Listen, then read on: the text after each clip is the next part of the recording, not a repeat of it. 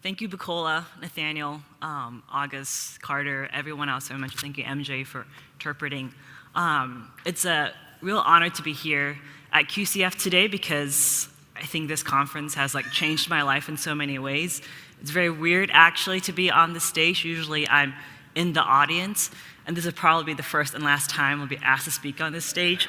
So I'm just gonna say everything, leave it all out here. Hashtag no regrets. May say some things I regret actually, or I'm scared of, but might as well. I think it's a very special place to me because I've made some very lifelong friends here as well, especially we usually have an API lunch breakout session, which is happening today at 1 p.m. at the terrace by the Christmas tree. And I've met some just a shout out to my friends like Miles Markham and Kim Lau, who are not here today in person, but here with me in spirit. And my first ever conference where I met Rachel Francis as well, it was in Houston, Texas. We have come so far. And I remember it being such a surreal experience. Well, for the first time in my life, I was in a room with more than 2 openly queer Christians. Usually it's just me and the other closeted person in InterVarsity. And also, what was stranger about it was felt familiar. You know what I'm saying? The songs people were singing were the songs that I grew up singing. People were raising their hands. I grew up Pentecostal, and just to even hear people speaking in tongues, I was it was so dissonant to experience all of these familiar things in a strange context, and also just to look around and be damn, that person running AV is trans. That is a very flamboyant keyboard player. This was just everything was queer. This was just queer church all around. And I think just that mishmash of the familiar and the strange is what makes this space very special to me. I grew up in I think I mentioned, grew up Pentecostal. I grew up in a Southeast Asian church network where, we would speak in tongues every Sunday, cast out demons every month, read the Bible every day. And it was a sort of very intense religious environment, which I am kind of grateful for. My parents immigrated from Malaysia, which is where this shirt, it's a batik shirt, it's kind of from that area of the world. Immigrated from Malaysia to be missionaries to America, actually. They wanted to save Americans from becoming the next Sodom and Gomorrah. The drugs, the rock and roll, the gay stuff, whoops on the gay stuff. There goes that American dream. I would say it is very, as a side note, very funny and liberating to be both your ancestors' wildest dreams and greatest disappointment at the same time. It's just, it's once you just accept that, it's wow. I think you just end up having so much empathy. My parents must feel so confused over how to feel. Their oldest child is a keynote speaker at this conference of queer Christians. It's just how do you balance it all? They're going to a fancy Ivy League school, but they're studying queer shamans, so basically witchcraft. It's just how do they try to calculate the exact amount of pride and repulsion to feel at the same time? I mentioned my parents because they're actually kind of relevant to this talk. Because in 2016, when I was at that worship session, I sort of had 2 thoughts in succession. The first thought was, maybe I could actually get married to someone I'm in love with. And the second thought was, if I do that, I might lose my family. And I was 25 at the time. I was dating someone. We were very in love, but I was very clear to her, I can't figure out how to make the Bible God thing work, so I don't think we can get married. I think this has to end at some point. And I was kind of serious in my commitments. I knew I was queer in middle school and spent 10 years just reading theology, reading Bible stuff, just getting my unofficial degree in Master's of Divinity in high school and in college. And I actually ended up writing this 20-page paper about why I think God's vision for marriage had to be between a man and a woman, trying to convince myself into things. And at the same time, I had this really great dissonance between sort of my head and my heart, between what I intellectually believe, but also, I think, the truth of my experiences, which was that, maybe falling in love is not the worst thing in the world, although it sometimes is. And that maybe the experience of trying to love someone to try to be more empathetic and thoughtful was like making me a better person, a better Christian. That experience of receiving love felt like the experience of receiving the abundance of grace of God. And so these things were always sort of in tension, but my head always overruled my heart. Theology always overruled experience. Growing up in my dad's sermons, every time he would give a point, there would always be a Bible verse attached to it. So it's almost like you couldn't make a point without having some sort of biblical basis to validate it and make it real. And so, in essence, if I were to sum up from 15 to 25, I was operating on the premise that my desires and who I was not legitimate unless they were authorized by God, the Bible, theology, all these things I'm going to put in the container that we're going to call religion for now. So as I started going to QCF and going to my church forefront in New York City and just reading more blogs, more progressive scholars, I started to see, wow, the dimensions of this container emerge in queer spaces of people who seem to be chill with queer people who would talk about Jesus, talk about God, and seem to be okay with being trans or being queer in some way. And I started to think, okay, maybe I'm okay. Maybe this container can bless me, can authorize me, can make me legitimate. So once I think I started to shift theologically, then I had to figure out how to deal with my parents. That 2016 conference was not, it was a conference I decided to text my mom, if, I married a woman, would you still love me? And would I still be part of the family? Because, when you're at the precipice of joy, you just panic. And just what could be the worst possible thing that could happen right now? Oh, okay, this. And she didn't hear the first part. She just heard the second part. She's like, wait, you're gonna marry a woman? And then, so that ensued 2 to 3 years of very intense fighting, verbally, theologically, etc.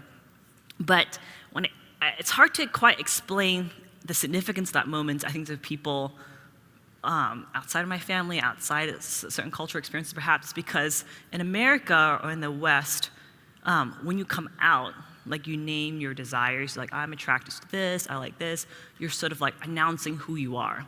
And by that time in 2016, my parents had known I was attracted to women for many years. I left a Skype conversation open accidentally in my freshman year of college.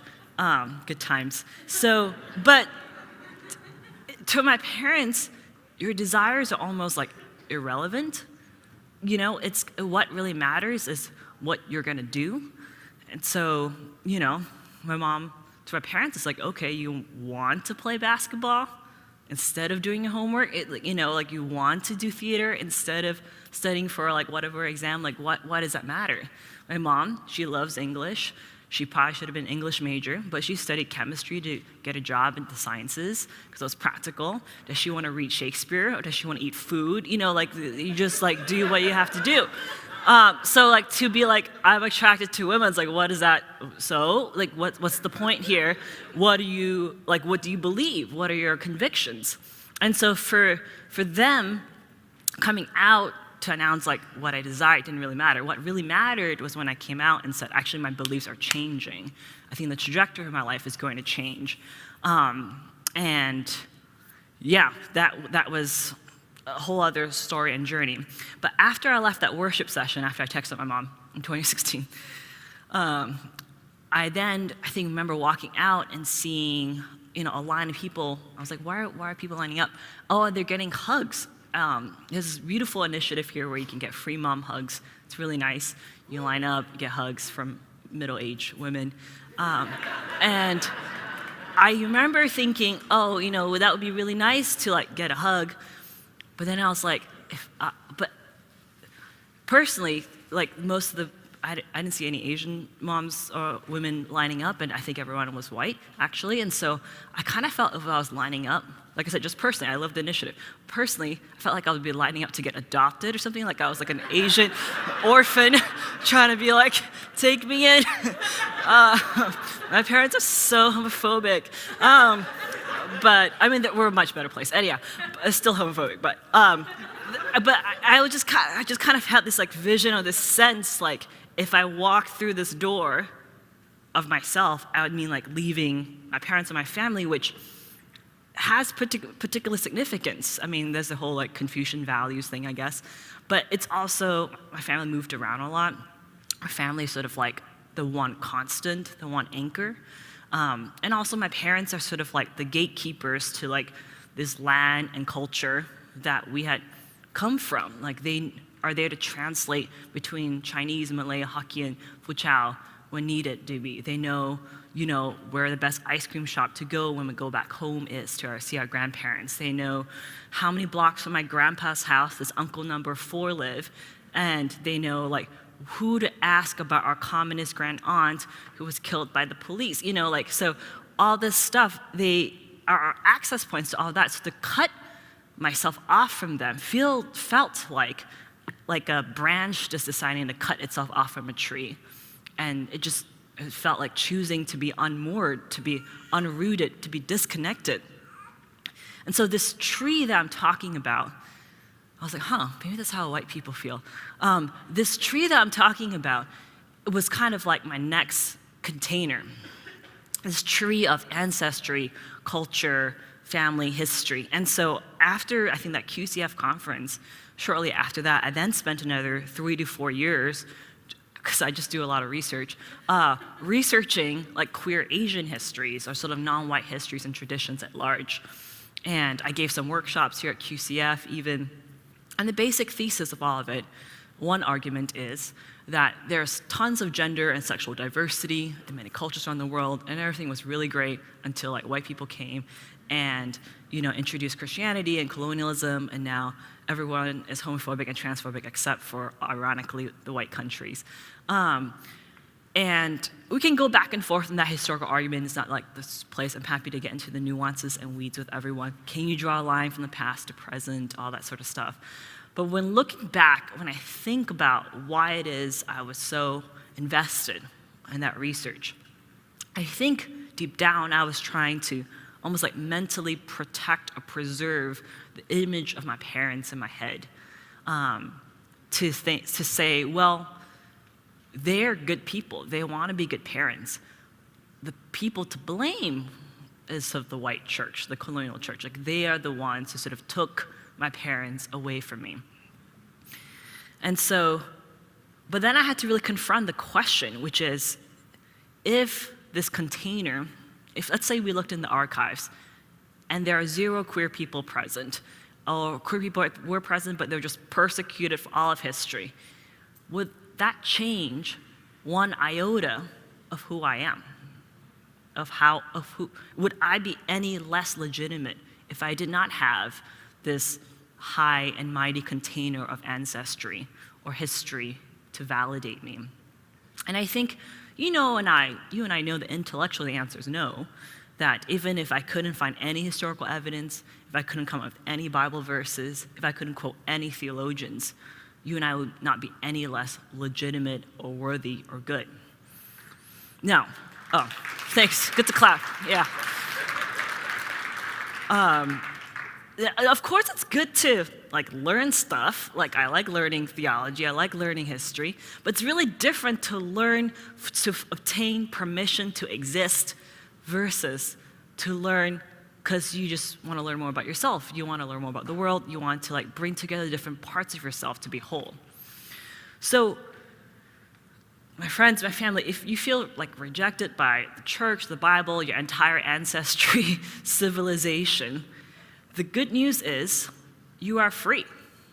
You are free from the container, from the need to get the approval of the containers. You can rest.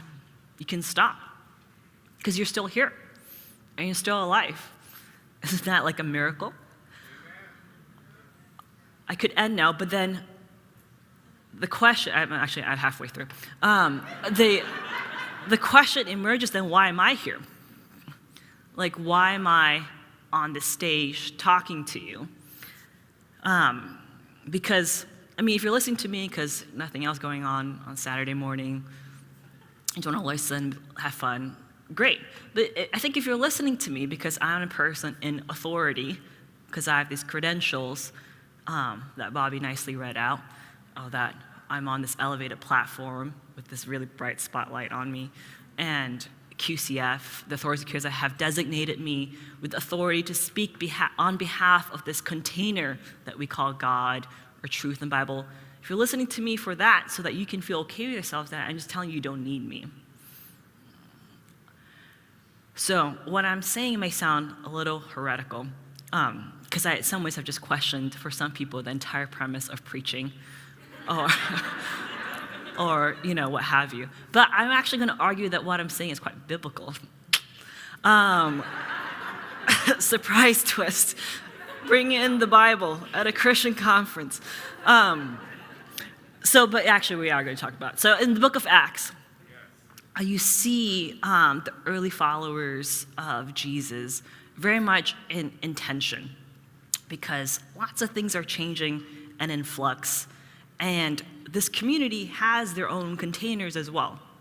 They have the Torah, they have tradition, they have their scriptures that tell them right, wrong, who's in, who's out, who is holy, who counts as the people of God, who does not. And they also have their experiences. And what we see in the book of Acts is repeatedly people who have historically been considered outside of the boundaries of the people of God are asking to be baptized. They're asking to be let in. They're asking to hear the gospel. So I'm thinking, of course, of Gentiles, which is like pretty much, I'm sure, 99% of us today. There is in Acts chapter 10, the Gentile Roman centurion, Gentiles meaning non-Jews, Roman centurion for whom it is against the law for Peter to visit or associate with or eat because of his lifestyle, and yet who dares to ask Peter to come and visit him and learn from him. I'm thinking of the Ethiopian eunuch in Acts chapter 8, who was a castrated person.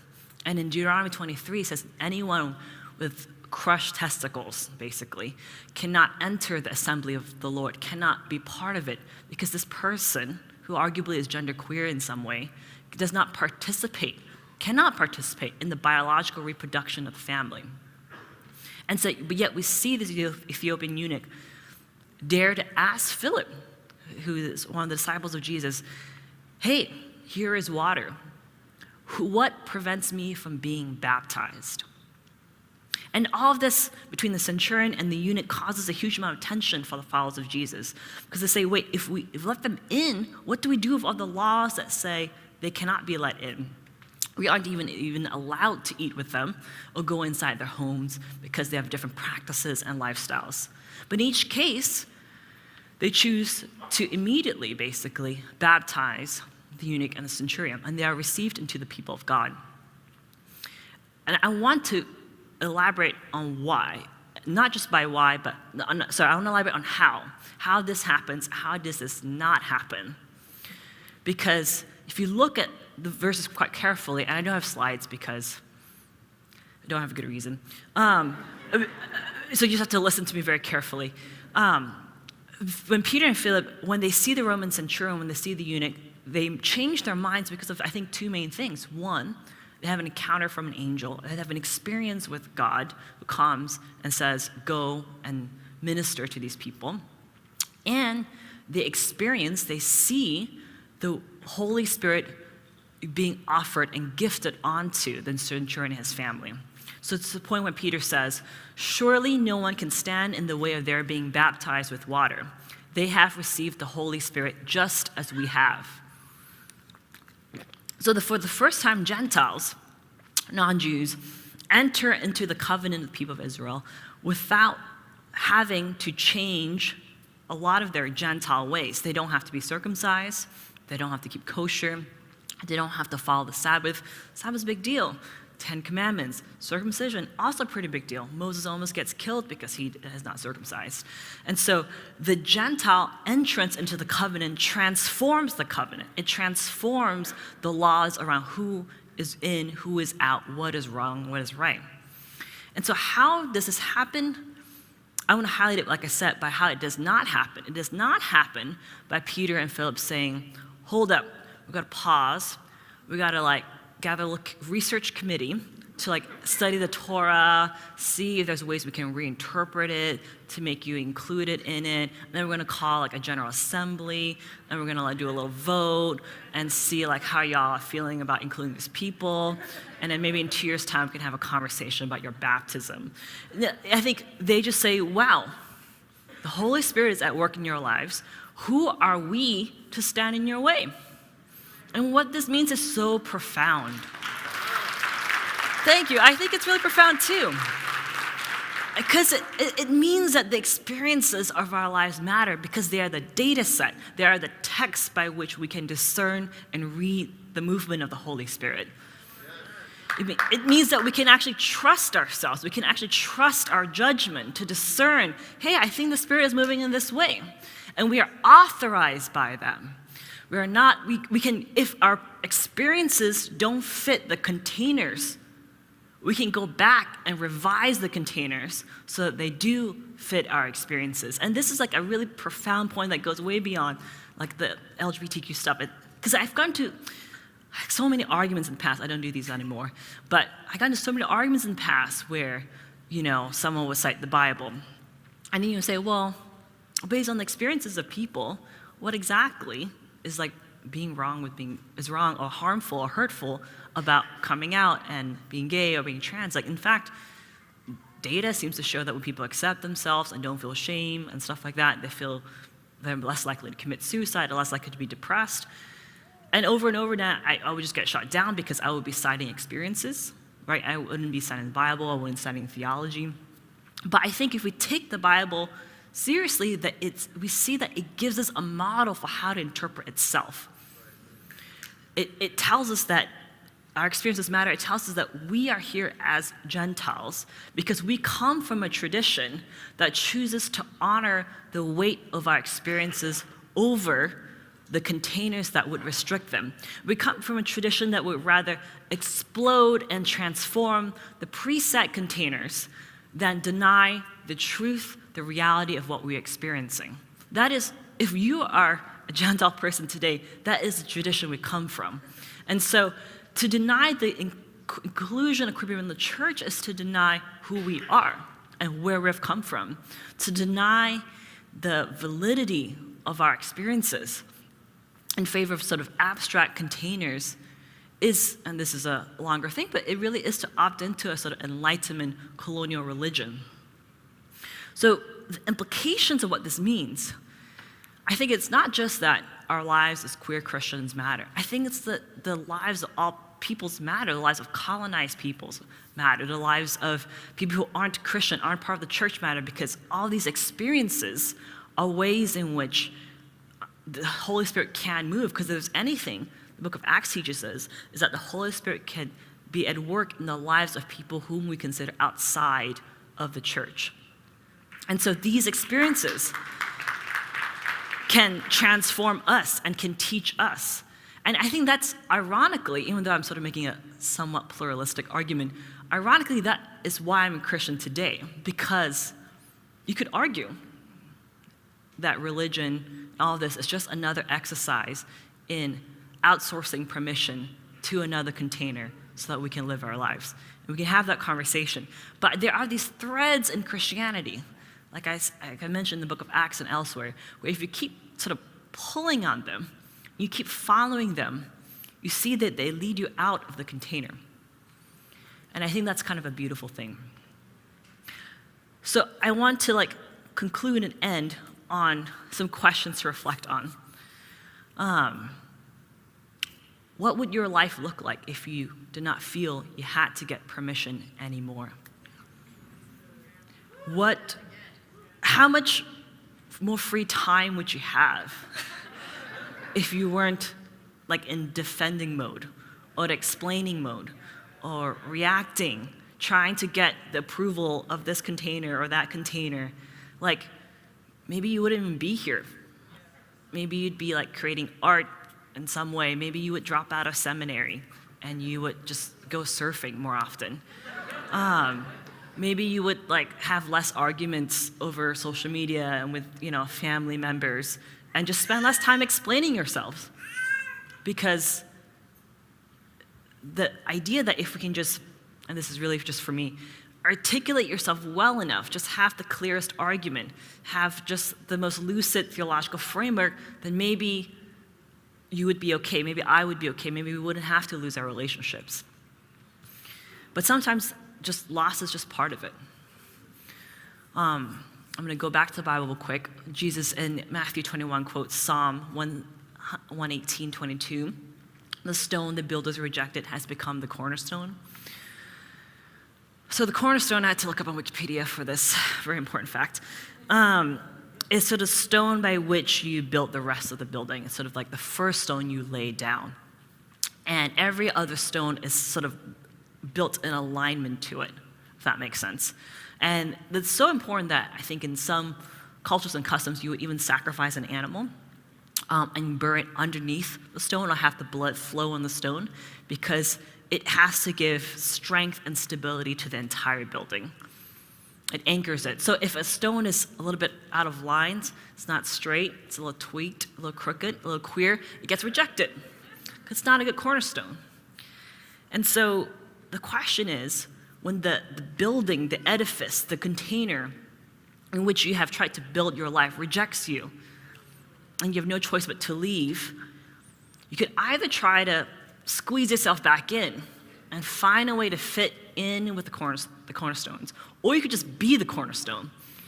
You could just build anew, leave the building, and just start your own thing. Create the container you wish you had, create the family, create the community, create the structures you wish you had, instead of trying to force yourself to fit into an existing foundation. And that doesn't mean you can't take stones from the old building and move it over.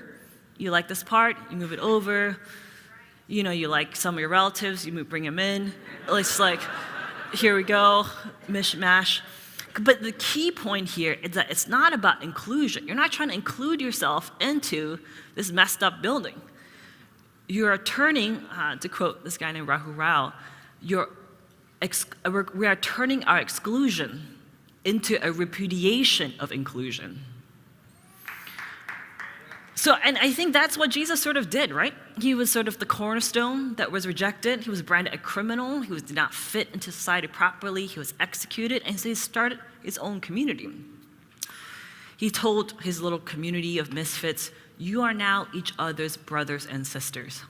So look to your left, look to your right. This is now your family member. This is your new container, which might include people here, might include people from your past, who knows?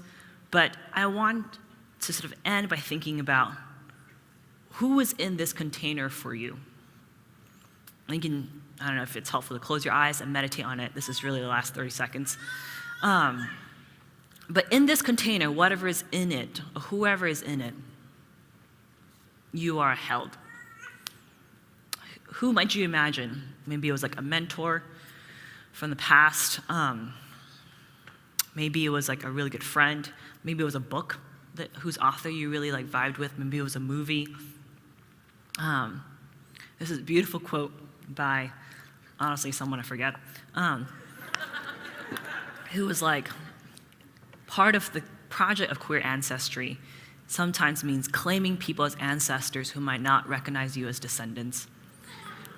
And I think there is a lot of power in just claiming that. So yeah, envision the container for yourself. And who would you invite into that container?